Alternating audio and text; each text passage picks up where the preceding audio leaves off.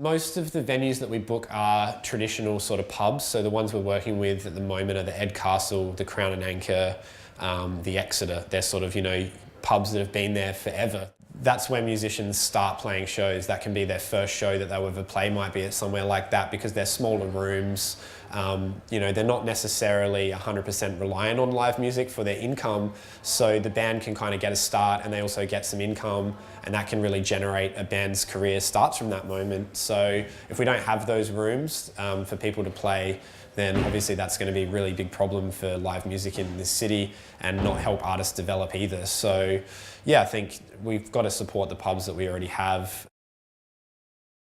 I think at the moment, if you look at South Australia versus other states and capital cities in those states, we have quite a lot of music venues compared to the population size. You want a healthy level of competition, but also availability. And I think at the moment we've got that balance right.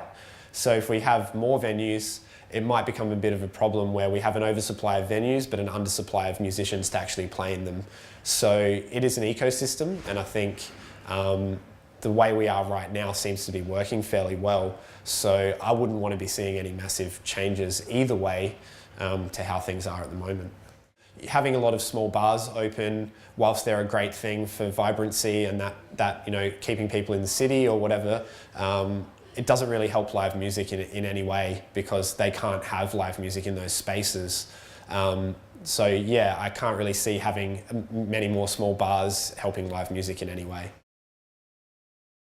I guess it would have a lot of impacts. Obviously, we get paid income as a business. We don't own a venue, so we're getting paid by venues. So obviously it would directly have a financial impact on us. We have employees as well, so that would hurt us. But it would also, a pub might have 6 bands play there a week and pay them, a couple of $100 each. So straight away, if a pub closes, you're taking thousands of dollars out of the live music scene that's actually being put in by that pub every single week. Those type of institutions in Adelaide, we definitely don't want them to close. We want them to stay there, and we want them to keep having live music in them. So yeah, I think it's super important that they remain where they are.